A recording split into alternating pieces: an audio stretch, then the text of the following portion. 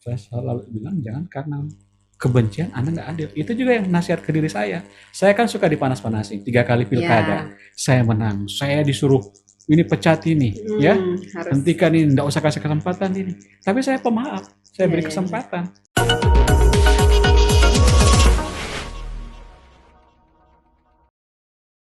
Assalamualaikum warahmatullahi wabarakatuh. Selamat datang Kakak Hamim. Waalaikumsalam warahmatullahi Akhirnya, wabarakatuh. ya akhirnya bisa datang juga ke sini. Akhirnya setelah Iya, berbulan-bulan, setelah alhamdulillah, berbulan-bulan kita meminta dan ini kepala daerah yang menjadwalkan. kedua yang datang di sini, yang Alhamdulillah. sangat mudah untuk dihubungi.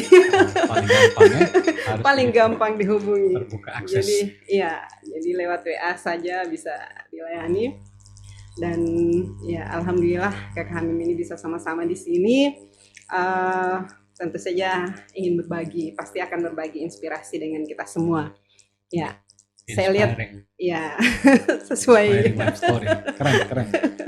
Iya, jadi saya ingin berbagi inspirasi dari kisah-kisah orang lain di sini ketika bercerita di sini, dan insya Allah pasti apa yang disampaikan di sini bisa bermanfaat dan bisa menginspirasi orang lain.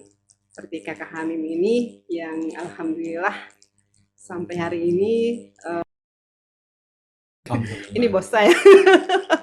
Bos dulu ini yang Bekas bos. tidak ada bekas bos. Tetap Sampai bos, sekarang masih bos. Ya, gimana Kak Hamim? Saya lihat ini di periode yang sekarang ini. Orang bilang periode ketiga, padahal periode kedua. Sudah agak ringan ya, agak ringan bebannya karena ada Ibu Abub yang cukup energik juga, ya. Dan sudah bisa ini ya.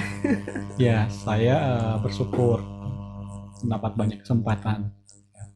Allah beri kita takdir sebagai seorang kepala daerah, dan juga rakyat memberi kesempatan kepada kita. Rasa syukur itu tentu harus kita balas ya. Kita membalas atas takdir Allah itu dan juga kepercayaan masyarakat dengan bekerja sungguh-sungguh ya. Kerja sungguh-sungguh itu tidak sekedar statement ya dari orang kita, dari mulut kita, tapi itu diwujudkan lewat kerja-kerja real di lapangan yang hasilnya bisa diukur ya, capaian-capaian tersebut. Yang kedua, kita juga harus sadar bahwa posisi atau jabatan saya hari ini sebagai kepala daerah tentu hanya sementara ya, kita dibatasi oleh waktu 5 tahun ya. Bahkan ini periode kedua atau ketiga ini ya, hanya 3 tahun.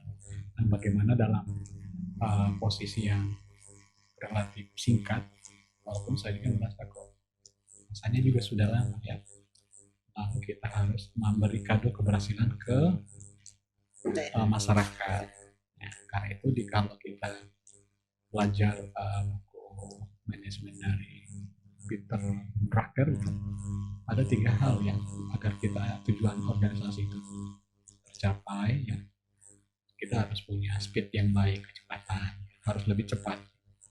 Kemudian juga harus terus melakukan inovasi-inovasi, perbaikan, pengembangan.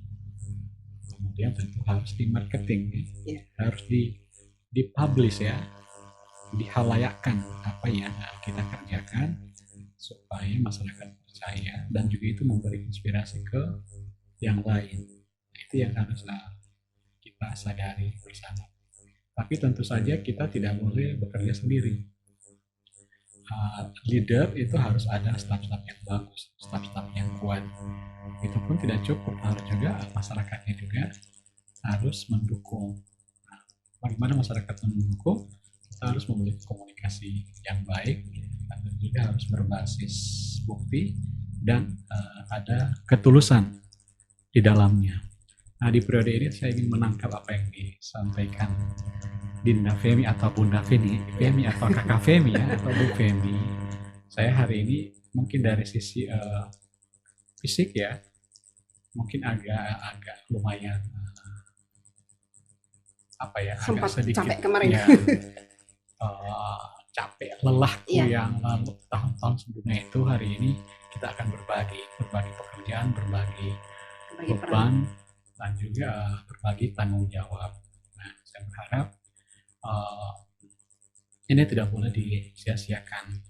berharap sama wakil bupati saya Ibu Dr. Melan jadi partner yang baik untuk meringankan tugas-tugas kepala daerah dalam rangka pencapaian visi misi kita yang kita janjikan kepada masyarakat, karena visi misi kita itu laku ya dipilih oleh masyarakat, artinya kita dipilih. Nah sekarang waktunya kita bekerja mewujudkan visi misi tersebut. Tentu pasti akan banyak kekurangan capaian, tapi yang penting harus on the track dan harus bisa diukur capaian-capaian kerja tersebut. Saya orang yang harus jujur mengatakan saya malu saya dapat takdir ini, saya dapat kepercayaan masyarakat, lalu saya tidak membawa kado keberhasilan.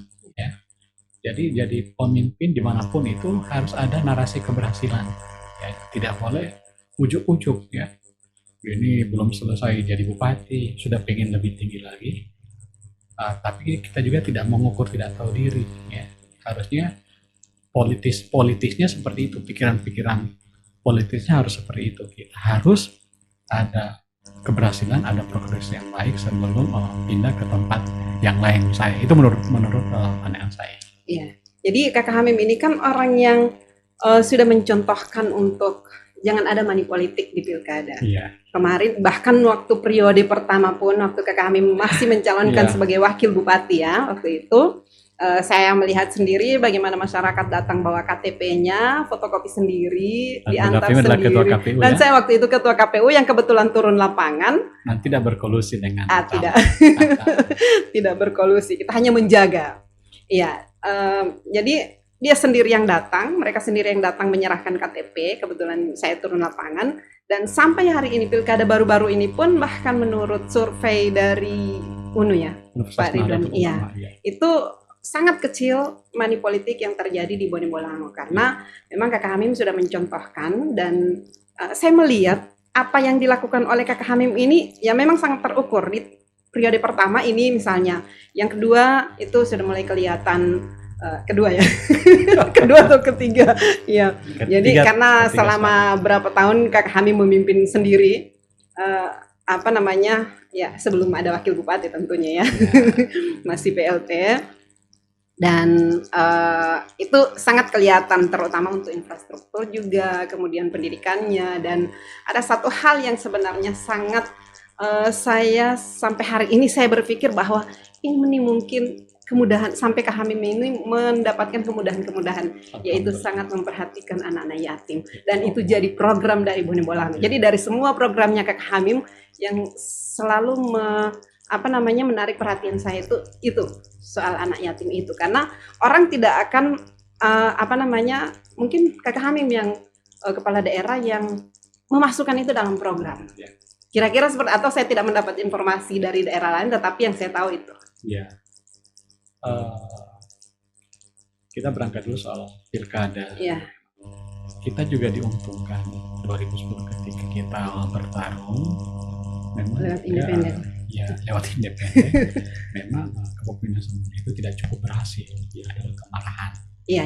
Kemarahan lalu tidak tampak setelah 7 tahun. Bone Bolango sendiri tidak cukup banyak perbaikan lingkungan, dan itu yang kita kelola. Kelola sehingga publik percaya kepada kita. Kita menang walaupun dengan selisih 604 suara. Nah, itu menjadi nomor handphone. Iya. Saya waktu periode pertama.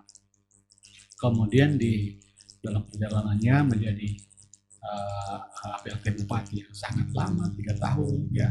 Kemudian jadi Bupati.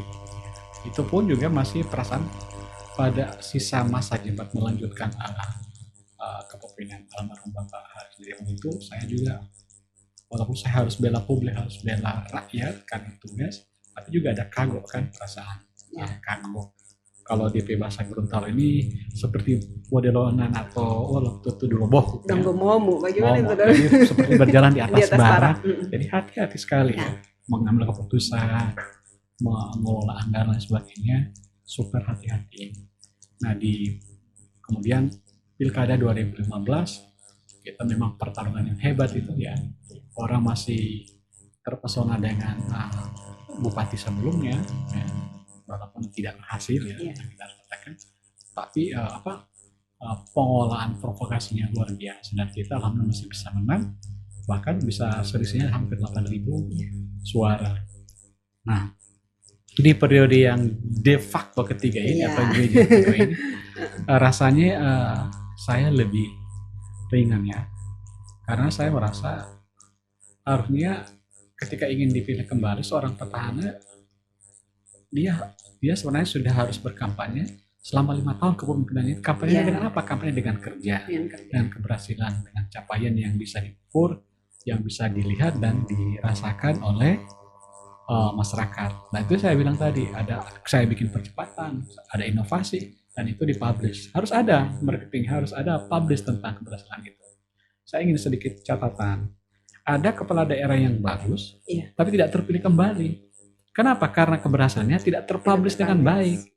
Lalu yang kedua, dia berjarak dengan masyarakat. Itu dua catatan. Terlalu elitis. Ya, jadi kalau Anda mau berhasil, Anda harus keberhasilan Anda harus dirasakan oleh publik, Anda dekat dengan publik, dan keberhasilan Anda harus dipublikasi, diumumkan supaya publik tahu.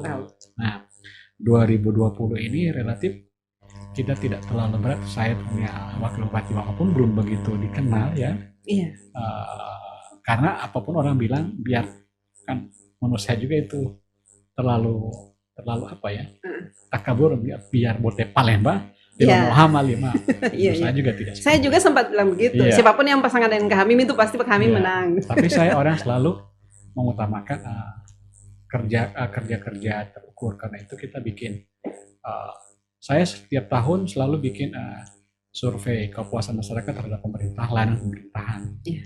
Dan itu dilakukan oleh surveyor independen, lembaga survei independen. Kalau pakai Bapeda kan paling rekayasa buat puas-puasin kepala daerah atau seolah-olah bupati itu hebat dan sebagainya. Tapi ini lembaga independen. Jadi kita bisa mengukur capaian kita itu dengan fair. Kemudian saya juga bikin survei, lalu juga ada sensus door to door. Ini buka-buka rahasia ini. Iya. Rahasia siapa yang mau maju pilkada ini. Itu selain survei harus sensus. Sensus dengan cara door to door, itu istilahnya memetakan keterpilihan kita. Di rumah ini berapa orang yang pilih kita, berapa yang tidak pilih kita. Sehingga sebelum hari H kita sudah tahu seperti apa capaian kita. Lalu yang kedua, memang tidak ada money politik ya. Sampai tim saya juga walaupun mereka sudah 2-3 kali ikut saya juga kadang-kadang gugup juga kan, grogi. Malam pemilihan kumpul di rumah. Saya selesai ziarah di Bulo, mereka kemudian rumah mengatakan, baru Pak Bupati bagaimana? Saya katakan, saya ini petahana dan saya alhamdulillah ada capaian prestasi, ada keberhasilan ya. Dan saya sudah kerja dan juga di sensus survei orang mau menang insyaallah ya. Jadi saya mohon maaf, tidak ada money politik. Saya izin sambil istirahat. Jadi jam 11 malam saya Kakak Femi, saya sudah tidur. Ya. Walaupun setelah itu saya lihat-lihat banyak juga SMS yang masuk ke saya. Ya, gitu. Jadi kalaupun ada uangnya itu buat beli kaos, bendera, ongkos politik. Iya, biaya seperti itu. Tidak membeli suara. Itu yang saya lakukan selama 3 kali. Dan masyarakat Bone Bolang itu hebat sekali. Memang orang Bone Bolang kan hebat-hebat. Mengelola Bone Bolang tidak gampang karena banyak sekali elitnya kan. Bahkan sebagian setengah dari elit Gorontalo datangnya dari Bone Bolang.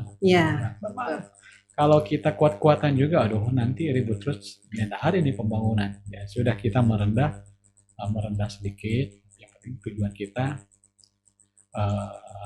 tercapai. Itu catatan tentang pilkada. Nah yang berikutnya yang memang mungkin juga Bunda Fem, seorang ibu, juga seorang jurnalis yang melihat di Bone Bolang kok ada hari anak yatim, ada festival anak yatim.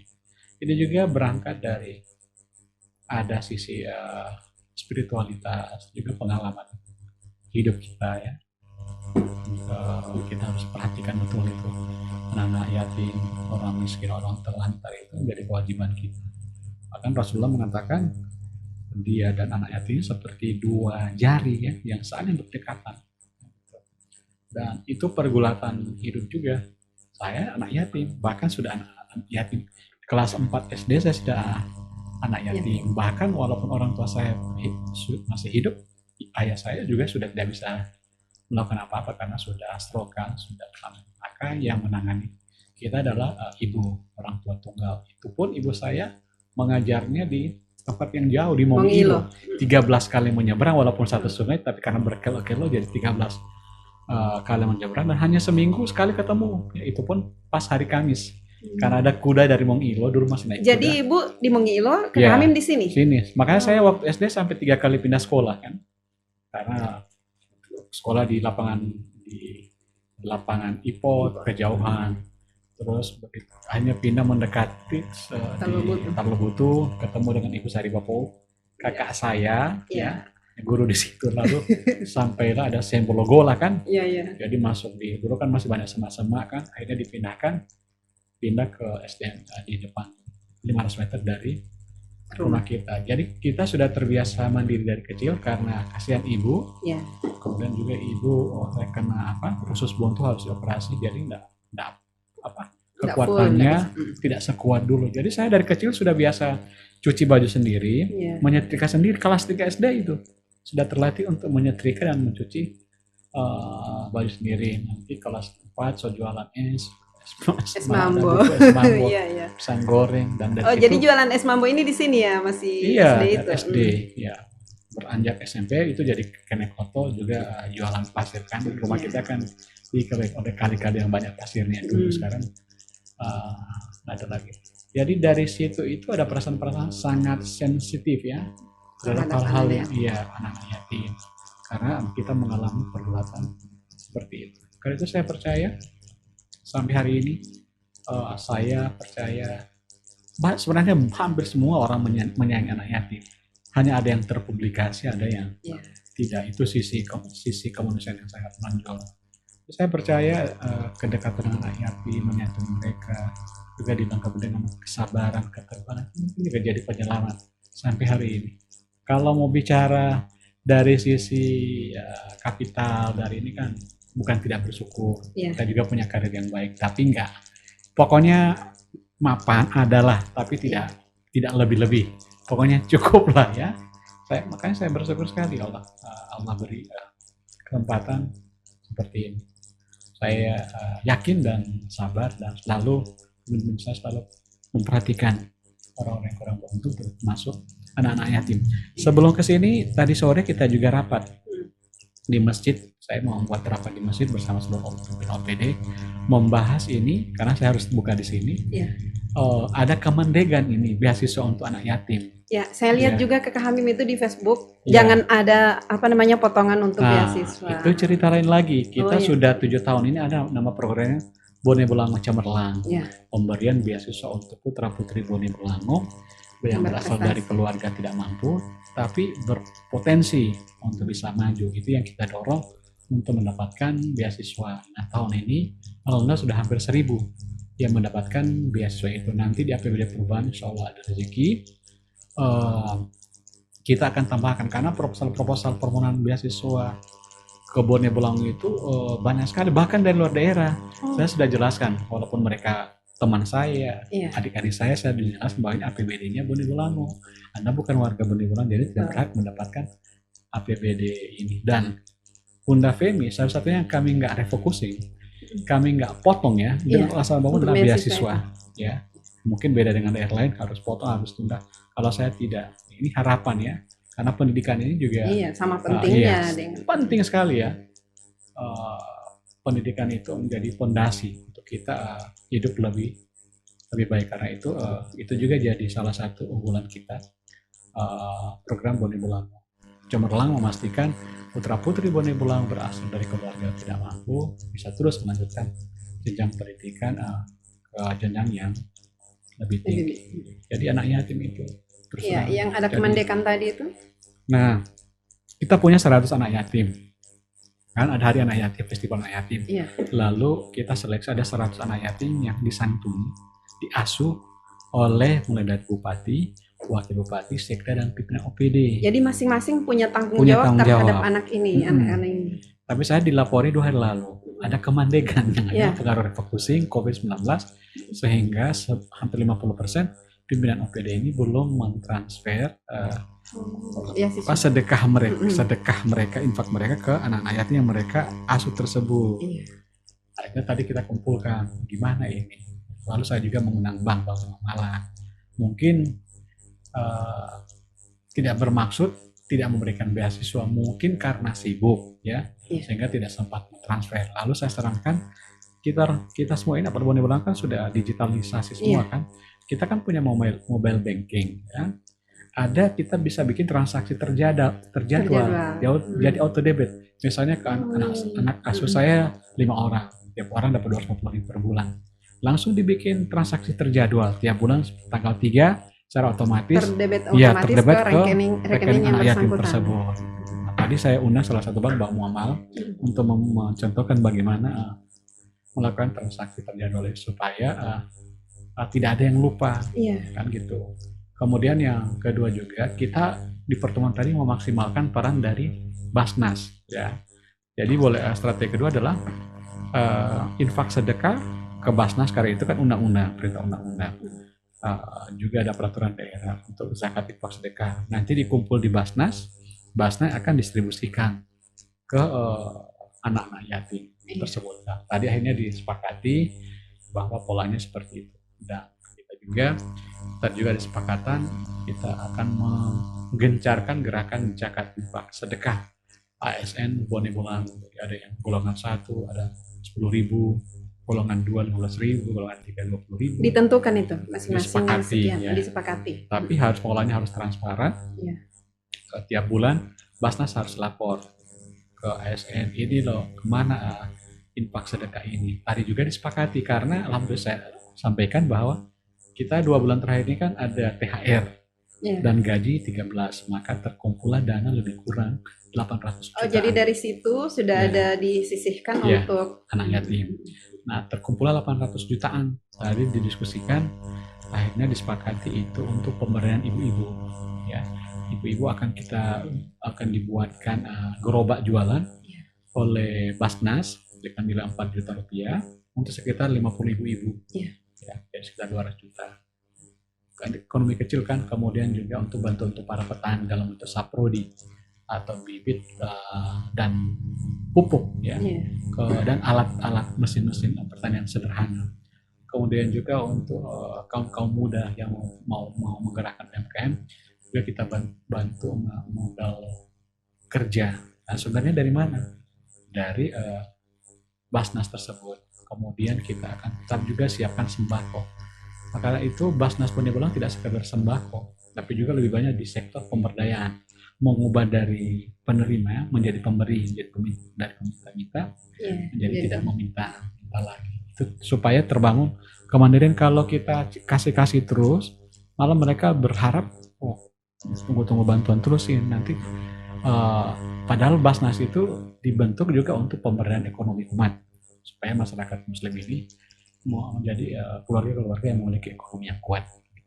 Iya, Kakak Hamim ini kan dulu orang sempat meragukan ya, karena itu Pak Hamim apa dari wartawan taunya hanya menulis begitu. Tapi ternyata setelah jadi kepala daerah, bahkan ini kerjanya sangat terstruktur, sistematis, dan ya sangat terukur. Dan iya, hasilnya ini sebenarnya harus diperlihatkan. Ini loh hasil kerja dari seorang wartawan. Betul.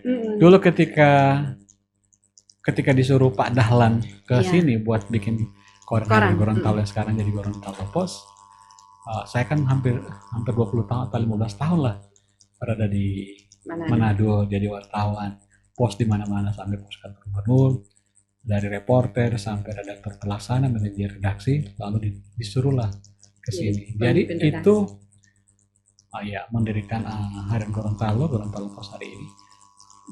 Dari pengalaman wartawan itu banyak sekali pengalaman yang kita bisa bagaimana hubungan relasi antara gubernur dengan bupati wali kotanya, relasi gubernur dengan DPR-nya, bagaimana SKPD, bagaimana lain dan sebagainya. Saya belajar dari situ. Bahkan kita APBD bahkan bagaimana hubungan antara konflik-konflik politik dulu di Manado, Sulawesi Utara waktu itu masih luas, termasuk Gorontalo, bagaimana konflik-konflik politik antar elit di sana. Mereka itu cuma bisa mengungkapkan ke kita, tapi minta tidak tidak dituliskan. Mulai dari Pak Anto, Pak Mangindaan, Iya. almarhum Pak Najamudin, ya, Pak Nusi almarhum, Pak David Bubio dan sebagainya itu, Karumas ya, dulu ya. Karhumas, pokoknya semua sahabat kita lah, bahkan yang Pak Bupati Wali Kota hari ini adalah teman-teman kita semua yang sudah jadi.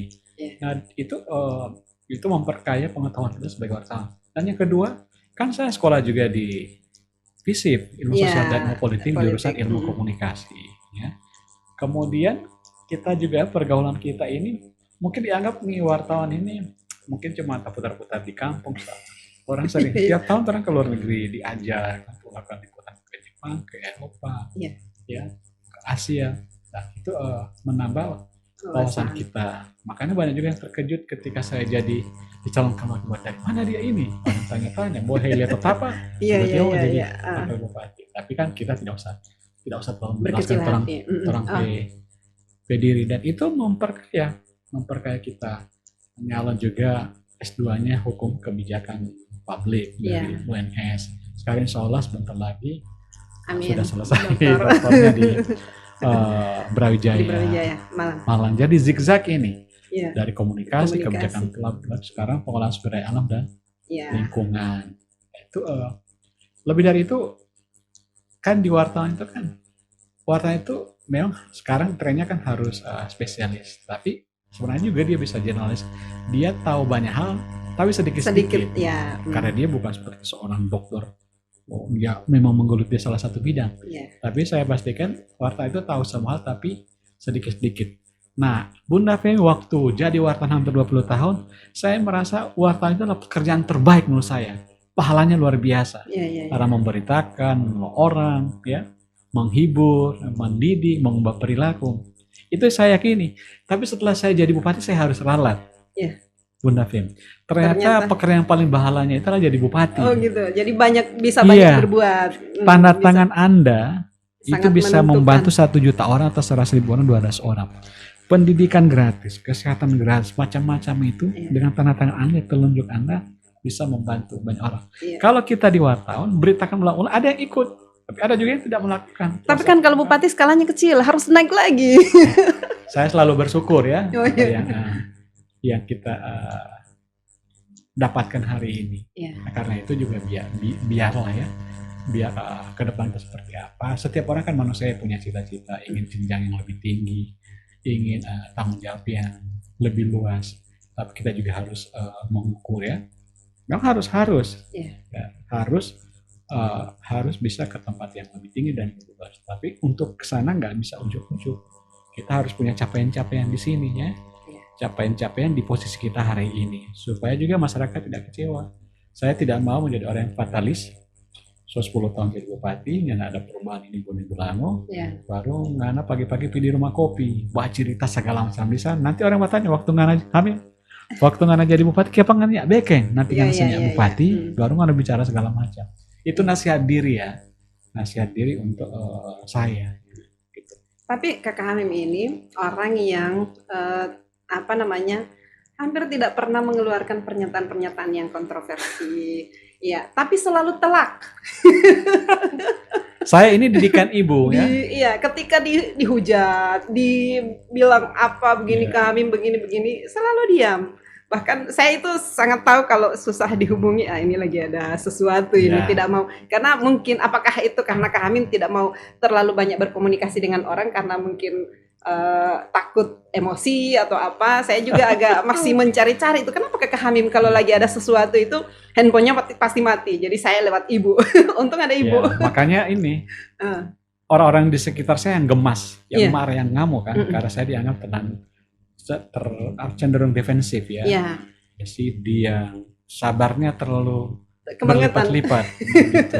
Ya, Hmm. saya itu juga selalu menjadi sebagai kekuatan tapi juga menjadi kelemahan. Itu yang saya sadari. Nah, misalnya pemberitaan miring. Karena kan selama ini kan selalu disinggung misalnya soal bansos, Ya, bantuan sosial, katanya diangkat seolah-olah lagi. saya ini korupsi dana bansos. Padahal sudah jelas-jelas itu tidak ada kerugian negara, tidak memperkaya diri sendiri dan tidak memperkaya orang lain. Dan semua bantuan-bantuan itu nyampe ya. Lalu mau bicara bagaimana lagi? Iya. Anda jangan paksa aparat hukum menjadikan saya misalnya jadi tersangka kalau tidak punya cukup bukti. Iya. Ya. Karena mereka Kalau juga bekerja kan iya, tidak bekerja. tidak berdasarkan Tidak boleh. Ya, jadi dan masalah ini juga tidak boleh dijadikan bargaining politik, Iya. alat politik. Karena saya misalnya mau maju jadi ini atau begini pimpinan partai, lalu saya harus janganlah seperti itu.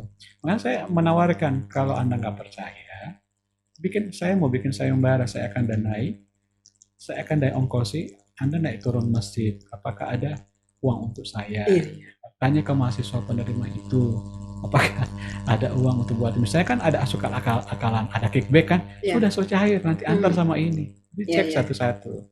Karena ini sudah ada 2 orang juga jadi korban kasihan. Anda juga harus berempati, mereka juga punya keluarga, punya anak-anak. Kenapa Anda nggak gali juga kasihan nasib mereka? Ya, jadi tidak selalu, jangan karena kebencian pada satu kaum, pada seorang, Anda berlaku tidak adil. Berlaku adil lah, karena adil itu sesungguhnya adil itu lebih dekat kepada takwa. Ya, kan itu kan. Jadi Anda harus fair, harus berlaku adil, harus seimbang.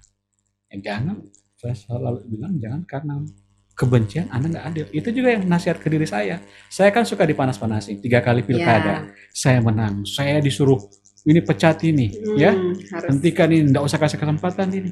Tapi saya pemaaf, saya beri kesempatan. Ya. Orang yang sudah, udah lama saya beri kesempatan. Ada sisi, saya selalu melihat orang dari sisi baik, dan saya menasihati diri saya untuk jangan menzalimi orang.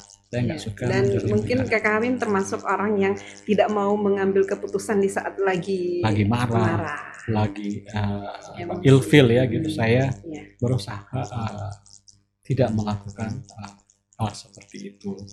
Dan itu juga barangkali yang menjadi satu kekuatan, tapi juga kadang-kadang juga menjadi kelemahan.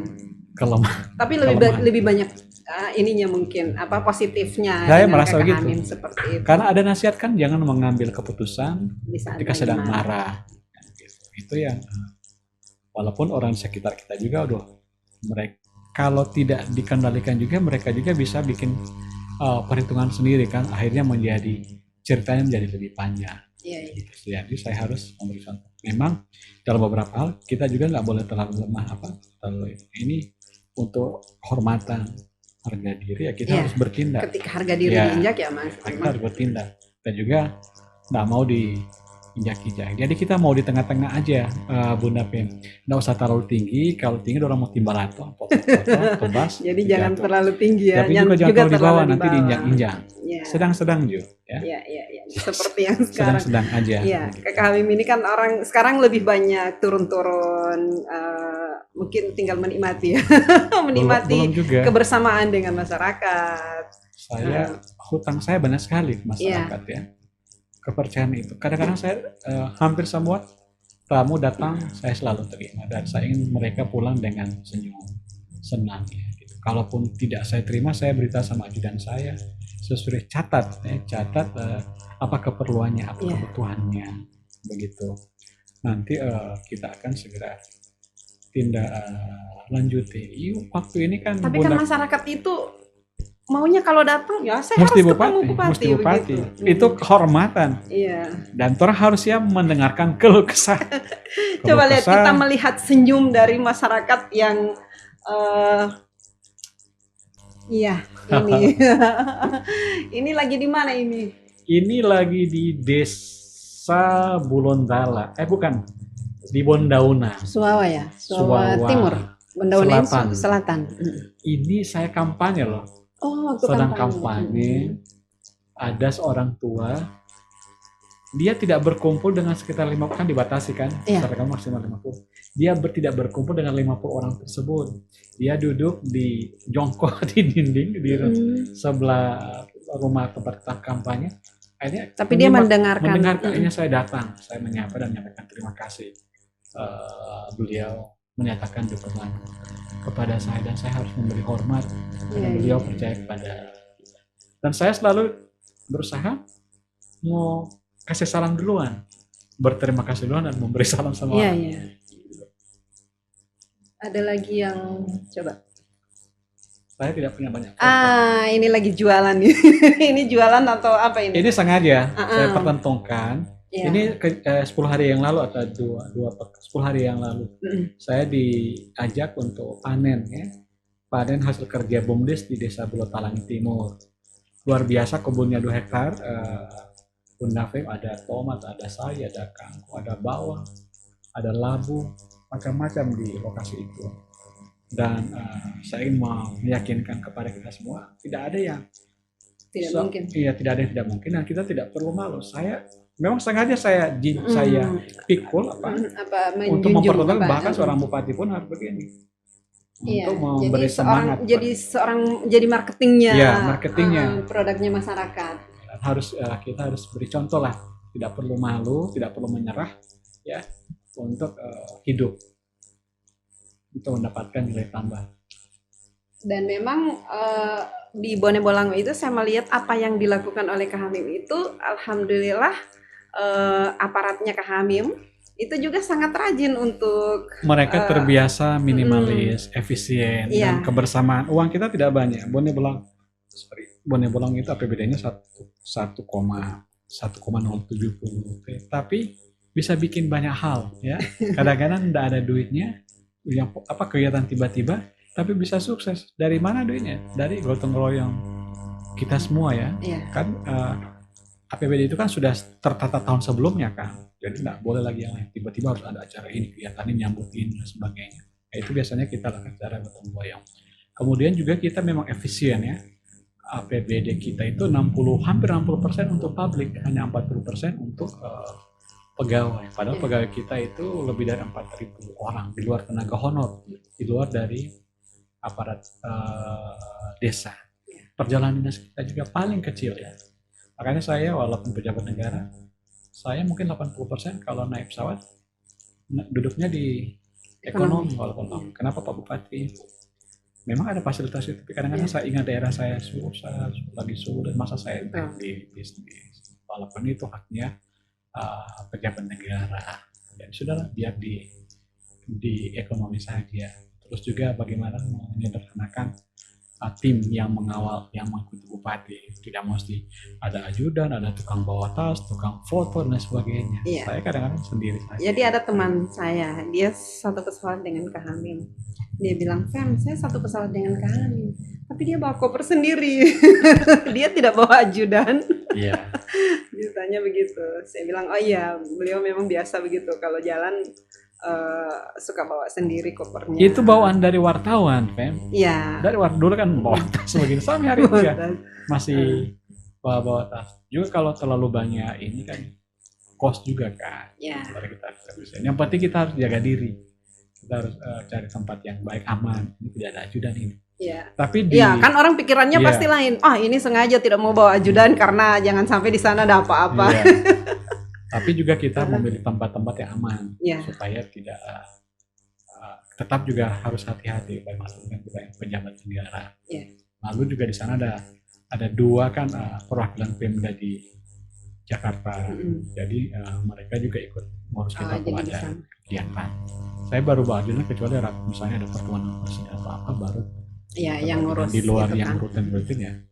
Kita pergi sendiri. Harus latihan sendiri, Bunda Fem. Nanti ini kan bupati cuma sebentar ya kan? Ya, setelah itu kan nanti bupati, takutnya jadi post power syndrome. Mana kita sepatu? Ya. Di gos dulu kita sepatu, mana kita pakai dan sebagainya. Nah, best orang. Karena terbiasa sendiri. Iya, dan ya perjuangan ini jadi kan tidak mudah Kakak Hamim ini mencapai mencapai sampai seperti ini. Lalu bersyukur. Nasihat diri. Iya, dan sampai sekarang semuanya bisa dikerjakan sendiri walaupun sudah kadang-kadang juga mungkin sudah biasa dari kecil kan, dari mandiri. Cuci baju masih bisa cuci baju sendiri, terutama baju-baju dalaman orang masih cuci sendiri. Apalagi kalau ibu lagi tidak ada kan orang biasa melakukan hal-hal seperti itu. Iya. Kemudian ini Kakak Hamim ini kan mau silatnas. Iya. Nah, Kakak Hamim salah satu orang yang akan dihadirkan di antara 100 tokoh itu kan. Dan dihadirkan atau menghadiri ini yang akan dihadirkan. Dan kira-kira Kakak Hamim apa yang karena Gorontalo ini kan punya potensi dan Yes. sudah benar sebenarnya Kakak Hamim tadi ambil program doktornya tentang lingkungan Sumber dan alam pengelolaan sumber daya alam karena Bone Bolango itu sangat potensial untuk sumber daya alamnya dan Gorontalo ini bukan hanya SDA-nya, bukan hanya SDM-nya yang potensial tapi SDA-nya juga. Iya. Ya, karena kalau dari SDM ya banyak tokoh-tokoh seperti tadi Kakak Hamim bilang apalagi dari Bone Bolango banyak orang-orang sukses yang dari Bone Bolango yang tokoh-tokoh yang orang-orang seperti sekarang ini kita lihat dan mungkin ada pokok-pokok pikiran yang ingin Kakak Hamim sampaikan apa sih Silatnas ini apa yang akan dihasilkan dari Silatnas ini? Iya. Ini momen yang bagus untuk kita. Walaupun juga ada momen-momen sebelumnya yang bagus juga, tapi sering terlewati. Tapi sekarang lah saatnya ya kita bicara misalnya soal tokoh-tokoh. Sekarang kita punya 5 atau 6 atau 7 orang tokoh penting nasional dari Gorontalo yang sedang memiliki posisi-posisi berpengaruh. Ada Wakil Ketua DPR RI, Pak Ahmad Gobel, ada Pak Zainuddin Amali, Menpora, ada Sandiaga Uno, ya, ada Muhammad, Pak Suharto Monoarfa, ada Duta Besar, ada macam-macam, ada Dirjen, Pak El Nino dan sebagainya. Ini harusnya ini menjadi kekuatan kita dan mereka harus berpikir, harus memberi contoh juga. Harus memberi contoh mereka berkolaborasi bersatu untuk berkontribusi untuk Gorontalo. Jangan bawa ego sendiri ya. Betul. Jadi harus kasih turun sedikit itu ego itu ya. Berendah hati untuk kebaikan Gorontalo. Ini jadi apa? Kecurigaan-kecurigaan itu untuk sementara dihilangkan dulu. Dalam rangka orang mendedikasikan orang pikiran, gagasan untuk kemajuan Gorontalo. Ini sudah dijuluki untuk menuju Gorontalo emas ya. Ya, mudah-mudahan itu bisa bahkan orang bilang bukan lagi emas, diamond. Diamond ya. Ini Gorontalo di diamond loh. Iya. Permata yang tinggal di asal saja dia makin berkilau. Yang kedua, kolaborasi ya. Gorontalo ini kan daratan, memang di pinggir-pinggirnya itu lautan, tapi kita satu daratan. Hanya dipisahkan oleh tanah ya. Kecuali Gorontalo Utara ada beberapa pulau, tapi di luar itu semua terintegrasi dalam satu daratan, Gorontalo daratan. Harusnya kita berkolaborasi, memasarkan bersama potensi-potensi Gorontalo ini. Jadi tidak boleh bawa ego-ego kabupaten atau kota. Betul. Nanti kalau tidak ada di Bone Bolango, berarti kita tidak mau jual. Jangan nanti ada di Powato, ada di Kabupaten Gorontalo. Jadi kita mau marketing bersama-sama Gorontalo ini dengan berbagai potensi tersebut. Yang ketiga, kita harus tahu setelah 17 tahun atau setelah 20 tahun Gorontalo ini kan hingga hari ini kita masuk di 5 besar provinsi miskin. Lalu PDRB kita itu peringkat 33 ya, PDRB nasional dari 34 provinsi. Lalu di antara PDRB kita Sulawesi ini kita yang paling kecil, ya, hanya menyumbang 4,1% dari PDRB Sulawesi. Kita kalah sama Sulawesi Barat. Ya, ini harus kita perbaiki. Ini menurut Kakak Hamim apa ini penyebabnya? Kita ini kan 80 bahkan sampai 90% bergantung dari dana transfer pusat ke daerah. Sekarang harusnya pengolahan anggarannya itu, karena kita masih banyak bergantung dari pemerintah pusat, dana transfer itu harus lebih banyak diarahkan ke sektor-sektor publik, termasuk di situ adalah bagaimana mengelola pertanian, perikanan, perkebunan menjadi kekuatan kita. Tapi tidak boleh hanya pertanian barang mentah, ya, harus menjadi olahan hasil pertanian, supaya ada added value-nya, ada nilai tambahnya. Selama ini kan kita ngirim jagung sampai 1 juta, tapi jagung kan, jagungnya juga belum langsung ke luar negeri, masuk harus ke Surabaya dulu. Jadi nilai tambahnya rendah, apalagi dia bahan mentah kan. Kalau dia diolah lagi ditingkatkan, berarti ada nilai tambahnya. Jadi maka kita harus bergerak naik ke industri olahan hasil pertanian, perkebunan, perikanan, supaya nilai tambahnya tinggi. Berarti bisa meningkatkan pendapatan asli daerah. Itu yang saya kira harus kita benahi, karena kontribusi sektor pertanian ini terhadap pembentukan PDRB itu masih sekitar 40%. Tapi kan masih bahan mentah, bahan dasar yang orang bawa keluar. Sekali lagi saya bilang, kalau ini diolah dulu, berarti harus ada industri di sini, harus ada pabrik. Nah, itu yang perlu kita lakukan untuk mendatangkan investor. Tapi untuk mendatangkan investor nggak gampang. Soalnya ditanya bagaimana infrastruktur di sana, jalannya bagaimana, telekomunikasinya bagaimana, air bersihnya bagaimana, konektivitasnya bagaimana, pelabuhannya bagaimana. Ini yang harus diperbaiki, harus ditata. Maka ini perlu kolaborasi, ya. Nah, itu orang fungsi seorang gubernur misalnya, dia harus mampu mengkoordinasikan ini, mengkoordinasikan potensi-potensi kabupaten kota ini menjadi satu kekuatan, dan itu akan, kalau kabupaten kota ini jadi berhasil, maka itulah rapornya provinsi, keberhasilan provinsi. Tidak ada yang soal, kan ada banyak juga soal nanti ini seperti ada kabupaten ke-7 karena seolah-olah provinsi bersaing sama kabupaten kota. Harus ada dirijen yang baik mengkoordinasikan bupati wali kota ini. Jangan dulu bicara-bicara dia dari partai A, partai B, partai C. Nanti kalau so pilkada orang mau bertarung ulang. Nanti pileg orang mau bersaing lagi, ya. Tapi setelah selesai, ayo orang berkolaborasi membangun Gorontalo. Jangan lupa cuma 5 tahun ini. Ya, apalagi sekarang cuma 3 tahun. Cuma 3 tahun. Ya. Tapi selama ini ada nggak pertemuan misalnya atau inisiatif dari semua bupati ini, dari 6 kepala daerah ini, karena ini kan masing-masing sebenarnya saling saling mengisi. Pohuwato misalnya potensi sumber daya alamnya apa, kemudian Bone Bolango apa, Bualemo apa, Gorut apa, dan apa yang akan dilakukan oleh ke-6 kepala daerah ini.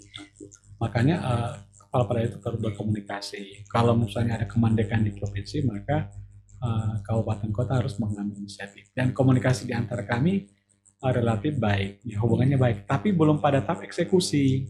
Nah, sekarang kita misalnya ada Badan Kerjasama Utara-Utara, Gorontalo Utara, Bone Bolango bergabung di situ. Di luar itu ada 2 kabupaten lain, yaitu Bolmong Utara di Sulawesi Utara dan Buol di Sulawesi Tengah. Sekarang kita berkolaborasi, pemasaran bersama, tentu dengan unggulan masing-masing. Sekarang kita fokus di peternakan sapi, dan sektor perikanan, terutama pengembangan budaya pangan, dan ini sudah berjalan dengan baik. Nah, khusus kita di Gorontalo ini harus segera dimulai, dan saya memang sudah merancang mau bicara dengan, saya akan datangi Bupati Wali Kota untuk membicarakan kolaborasi bersama tersebut. Bahkan dengan daerah lain pun, misalnya Bolmong Selatan, saya pernah waktu kami di Kuala Lumpur 3 tahun lalu, saya juga menjualkan tidak cuma Bone Bolango, walaupun saya datang sebagai bupati, saya jual Gorontalo, tidak ada, tapi ada di sini. Lalu saya tambahkan Bolamong Selatan. Uang ini tidak mengenal ini, Bunda Fem, di mana ada potensi di situ mereka masuk. Yang ketiga, saya berharap Silatnas ini menjadi kesempatan kita bersama. Kalaupun ada misalnya, ini politiknya si A, si B mau jadi calon, nggak apa-apa, saya kira. Toh itu juga tidak selalu juga bisa jadi. Ya. Kan ada takdir Allah kan. Silatnas ini kan cuman sekali. Iya, Nah, makanya kalau dia mau nilai tamanya lebih, Silatnas harus lebih mumpuni, harus dipublikasikan. Jangan sampai cuma pertemuan 100 elit, tokoh, cuma jalan santai, setelah itu selesai. Harus diwujudkan lewat kerja-kerja real. Wakil Ketua DPR Pak Rahmat, Wakil Ketua DPR Pak Fadel, dan harus berkomitmen. Menteri harus real dong. Mana untuk Gorontalo? Pak Zain Amali, mana fasilitas olahraga untuk Gorontalo? Misalnya infrastruktur olahraga untuk Gorontalo. Pak Sandiaga apa dukungannya untuk pengembangan sektor pariwisata Gorontalo? Pak Soeharto, Bappenas, semua ada bersumbernya, dapurnya dari Bappenas. Mana kontribusinya untuk Gorontalo? Nggak apa-apa, sedikit subjektif. Karena juga itu namanya ilomata kan. Apalagi saya dengar juga ada pemberian gelar-gelar adat kan. Menurut saya harus ada bukti dulu, harus ada ilomata dulu, baru jangan cuma karena dia berdarah Gorontalo kemudian diangkat jabatan jadi tinggi lalu langsung diberi penghargaan. Apa namanya? Pulangnya ya? Bukan. Garai ya? Garai orang meninggal. Pulangnya. Jadi harus ada ilomata, harus ada karya dulu.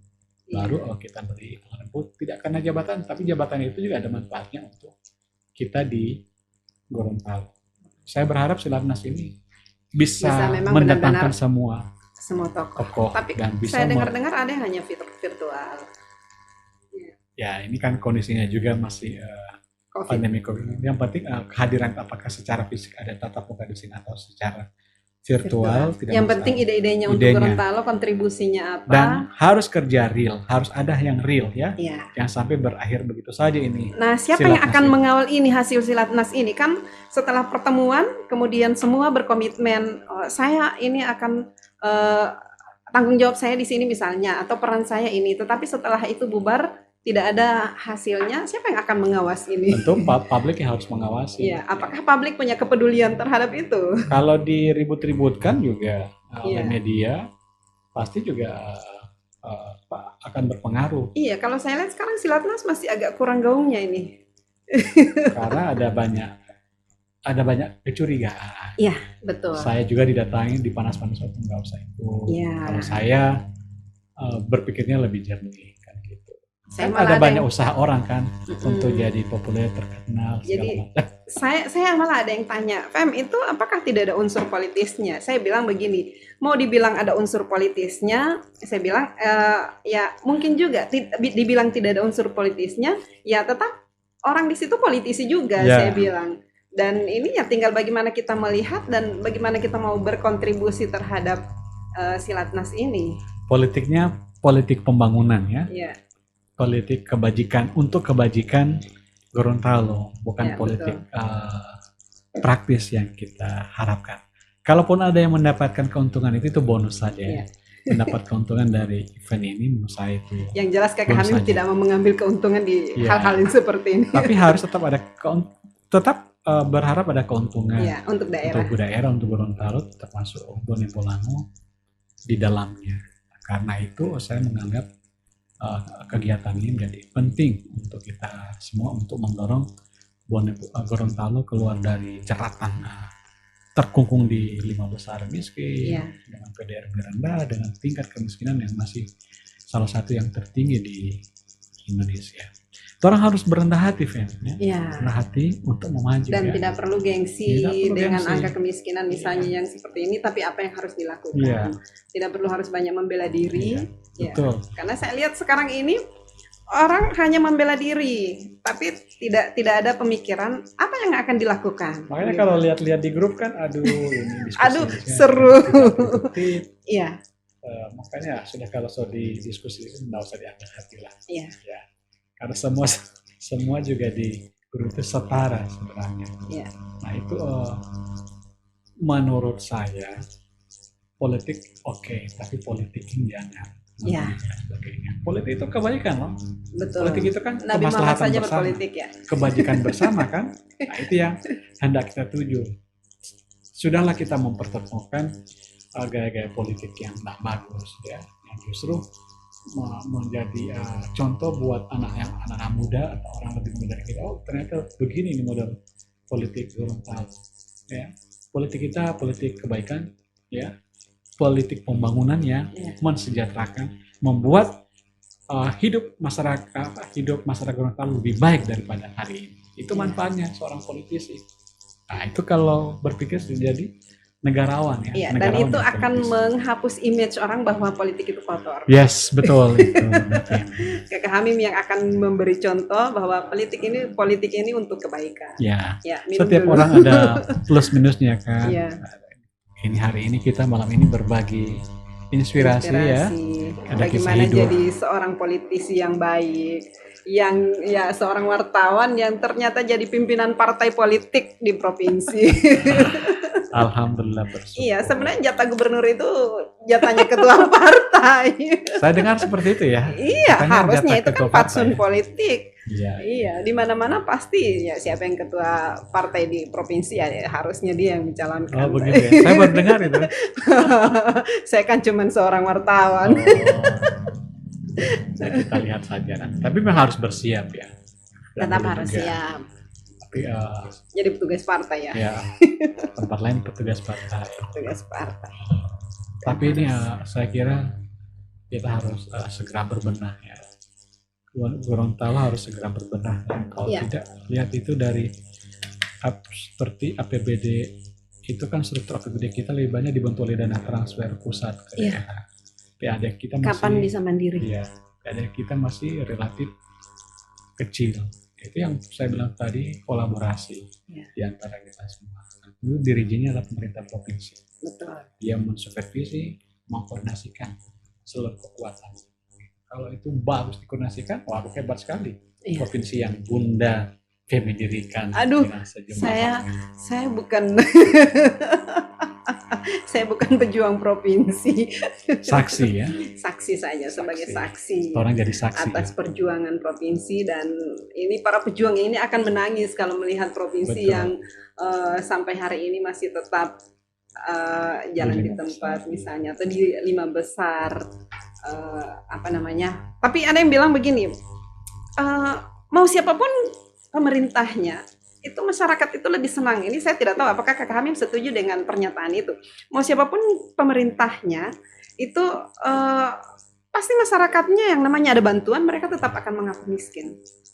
Ya, makanya itu kan perlu ada juga perubahan perilaku, Ya. perubahan budaya. Jadi tantangan kita itu Seperti mengubah tadi perilaku. bahwa dari peminta-minta jadi Iya. dari penerima jadi Iya. pemberi begitu. Ya, harus membangun kemendan. Itu juga tantangan kita ini selalu menyelesaikan secara kebendaan, ya. Mau kasus ini, tapi juga perilaku nggak diubah. Ya, tidak ada, Ya. tidak memberi pencerahan. Ability ya, attitude-nya, merubah ya, mindset. mindset itu harus diubah juga. Itu tantangan, termasuk tantangan buat diri saya. Bone Bolango itu kemiskinan terendah di antara 5 kabupaten, tapi masih di atas rata-rata nasional. Padahal sudah segala macam program yang kita kucurkan ke masyarakat. Karena ada tadi itu mindset masyarakat juga harus mindset berubah. yang masih Pokoknya kalau sudah dengar terima bantuan, biarnya nak miskin, sudah nggak kasih masuk ke kita harus terima bantuan. ya. Nah, itu Dan problem. itu yang harus dirubah mindset harus seperti diubah. itu. Dan merubah mindset ini tidak mudah. Tidak mudah, tapi harus ada target. Tetap harus ada. Harus ada target. Ada satu lagi Kakak Hamim. Kakak Hamim ini kemarin sempat ini juga kontroversi juga terkait dengan, artinya bukan Kakak Hamim yang memberikan pernyataan kontroversi ya, tetapi kebijakan Kakak Hamim yang mewajibkan semua COVID. harus divaksin bagi penerima bantuan itu tidak bisa kalau tidak divaksin. Nah, Tapi di Manado saya lihat di Manado ya.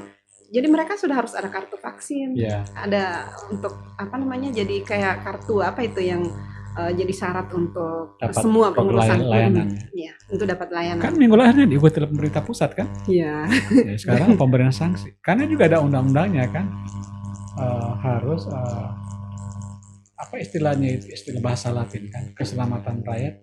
Ya, Fox kan Fox, tanggung jawab dari pemerintah itu Iya. kan termasuk Melindungi menjamin, warga. melindungi warganya. ya, itu bagian dari tugas pemerintah melindungi warga dan tugas dasar kan, Ya.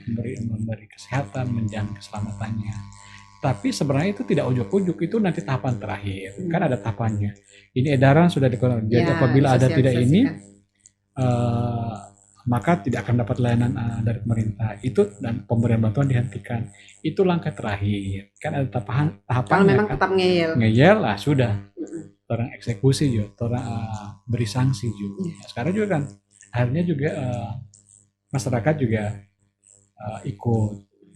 Dan tapi juga masih belum sesuai Capaiannya harapan. sudah berapa persen? Kalau di seluruh aparat itu sudah 100%. Kita 2 kali vaksin. Iya. Nah, untuk masyarakat ini kita dahulukan dulu lansia. Lansia itu baru sekitar 30%. Karena ada alasan manusiawi, lansia itu mau. Yang nggak mau anak-anak yang nggak mau lansia divaksin itu adalah anak-anaknya. Katanya biar Joshua tua, kasihan kalau anaknya. Karena sayang, anak-anak sayang sama mama, ibu, bapak orang ibunya, tuanya. mereka menolak untuk divaksin. Sementara orang tuanya bersedia. Ini salah satu hambatan. Lalu banyak sekali ini berita-berita hoax ya, hoax segala macam, membuat orang takut di vaksin. Itu juga, kalaupun kita melakukan vaksin juga tetap harus, jangan sampai ada penyakit-penyakit harus ditunda dulu. Tidak boleh juga ujung-ujung langsung divaksin. Nah, itu juga harus kita lakukan secara selektif.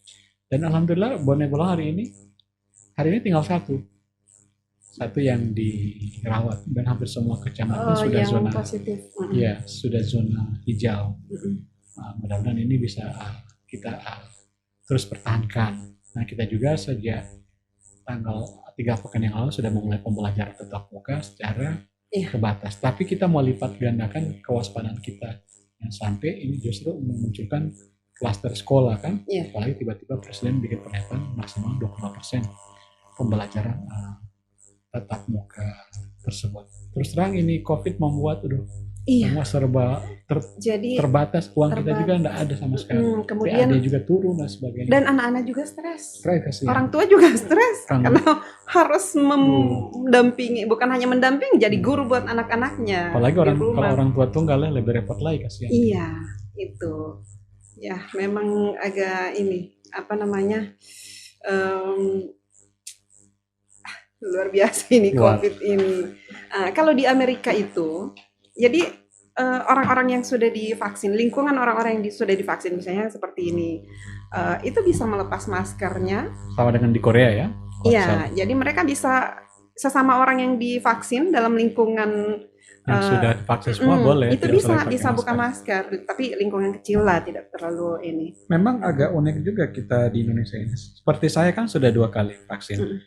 Tapi tiap kali pergi kemana-mana harus ada swab. Kan lucu. Padahal sudah ada penjelasan dari awal. Kalau sudah divaksin, nggak perlu lagi ada swab, pemeriksaan swab dan lain sebagainya. Akhirnya kan ekonomi biaya tinggi. Iya, biaya untuk swab itu. Terus beda-beda aturannya. BPOM beda, Kemenkes beda, Satgas beda. Ini pengalaman yang kita lihat. Tapi kan semua ujung dari regulasi ini kan ke daerah. Iya. Jadi kita yang harus terima segala macam regulasi-regulasi itu untuk kita tegakkan secara bersama-sama.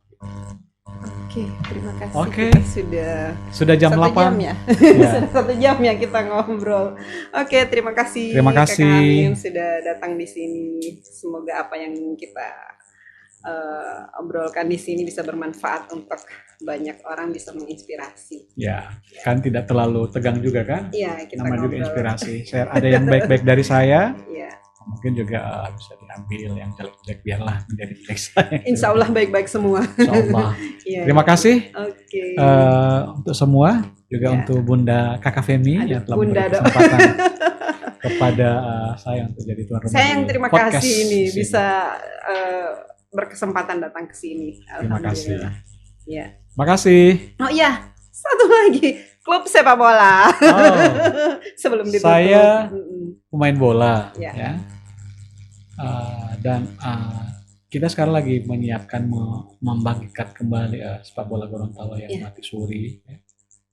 Dulu Mas aja Bulan Juli katanya ada ini ya? Iya, ada event. Nah, kita sekarang sudah bentuk 3 sekolah sepak bola dan akademi sepak bola, dan ada 2 klub sepak bola, itu Bonebol FC dan Gorontalo FC. Wah. Ya, kita bikin seperti perusahaan, ada manajemen klubnya, Najwa ya. ada pelatihnya, ya, dan presiden klubnya ada Iya. Kakak Najwa. Dia karena ada interest di sepak bola dan rajin iya, ke lapangan, iya. dan jadi partner saya kalau nonton bola. Misalnya kalau saya lagi nonton Liga Inggris, saya suka Liverpool, Manchester City lagi main, maka dia suka diskusi dan memberitahu ke saya. Nah, ini dia ada interest itu, Jadi coba minat ke bola dan ada. minat ke bola, jadi dia jadi presiden klubnya. Tapi ini mulai kita titik beratkan pada anak-anak belia, Iya. belia taruna untuk ikut di akademi maupun sekolah sepak bola ini. Jadi dia yang bagus-bagus akan ada di klub, tapi apabila diminati oleh klub-klub lain silakan ya. Nah, tugas kita hanya menyiapkan, kebetulan kita punya pelatih level Asia, sertifikat AFC, Pak Willy Pedung itu satu-satunya Sulawesi, dengan sertifikat A, lisensi A, adanya di Gorontalo. Kenapa ini kita tidak manfaatkan? Nah, mudah-mudahan di akhir Juni nanti kita akan rilis pengumuman seleksi pemain-pemain yang ada di Bonebol FC dan Gorontalo FC. Setelah itu kita akan tryout, akan menyeleksi kembali, akan bikin pertandingan persahabatan di seluruh daerah di Gorontalo. Bahkan kita akan keluar dari Gorontalo ke Bolmo, ke Buol untuk cari pemain lagi. Lalu kita akan gabungkan di Gorontalo FC tersebut. Tentu karena ini masih pandemi, kita tetap memperhatikan protokol kesehatan. Iya, dan itu sangat penting. Mantap. Oke, terima kasih. Jadi karena ini podcastnya bebas, jadi kita ya sekali lagi, assalamualaikum warahmatullahi wabarakatuh.